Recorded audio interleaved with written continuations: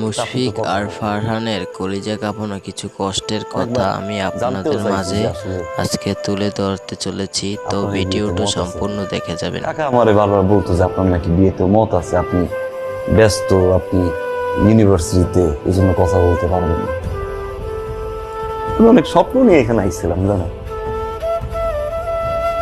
Airport থেকে নামার পরে আমি বুঝছি এই বিয়েতে আপনার মত। তারপর চেষ্টা করছি আপনার মনের মতো চলার জন্য, কিন্তু আমি তো পারি না।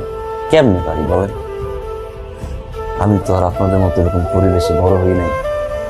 আপনি যদি আমার একটাবার বলতেন ফোন করে যে আপনার এই বিয়েতে মতামত নাই, বিশ্বাস করেন আমি আসতাম না, চলে যেতেছি। তবে আমরা মাফ করবেন,